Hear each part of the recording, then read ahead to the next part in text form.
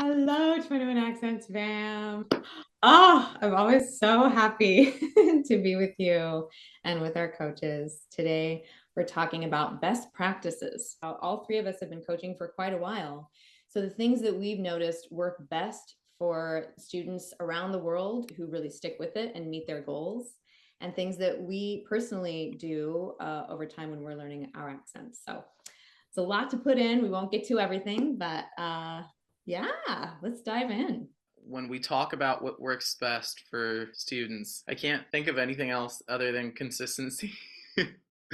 um, there are so many people that come to the training thinking that like you can do the 1 hour of work that it is like for a session, and then that you can not work for an entire week, and then that next week when you open your mouth the sounds that we worked on will be there. Even if you're only going to dedicate 10 minutes a day, make sure that you dedicate those 10 minutes fully, not like while you're on TikTok. Do the listening, do the recording yourself, do the repetition, build a pattern rather than a result.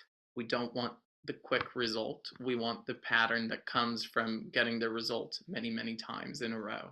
I love that you said consistency, and I've said this many times, but the number one thing, which is also what I do, that dedicated time, like you just said, take a small sample, and I'm talking short term memory length, which is about 3 to 5 words max.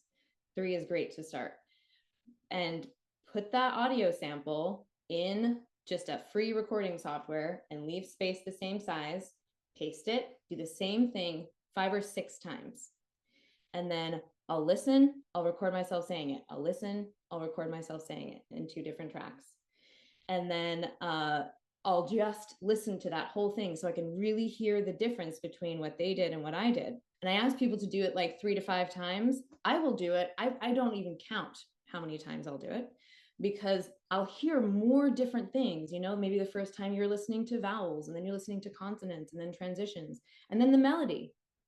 And you build up your ability to not only hear those subtle differences, and they're all subtle, you know, we're talking this much space in 8 billion people can sound infinite ways, right? So these are tiny adjustments, but you're also building your ability to figure out what it is that will change that sound and to check.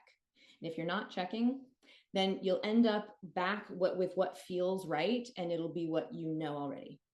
And so to add on to those small little chunks, slowing down, allowing your brain and your mouth to catch up, because your brain is telling you one thing and your mouth is trying to create something.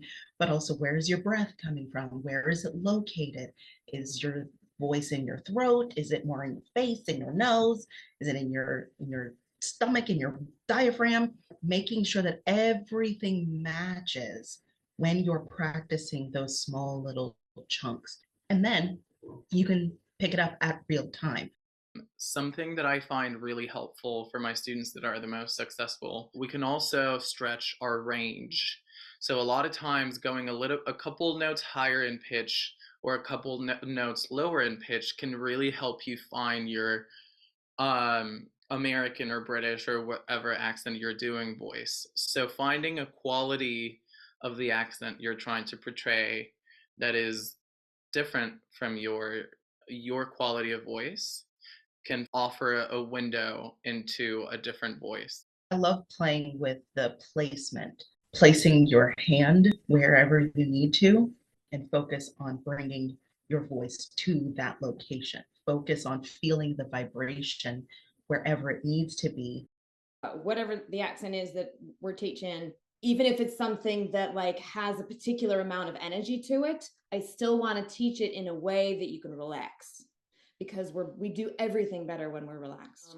And what I found is that when we're pinpointing really new places to be, slowing it down without stopping and breaking it up is essential, because it's mostly the connective tissue in between the words and in between the sounds. And pro tip on YouTube, you can change the pace, the playback speed, right? So you can put it on 75%, you can even put it on 50% and match along with us or whatever samples you find. Yeah, also it's super fun because it sounds like everyone's drunk when you slow them down to like 50%. So I'm always like, okay, let's listen to this video, and then they sound like they're like super drunk, which is really funny. And we love you so much. Vibes to your optimal learning, and we'll see you back soon.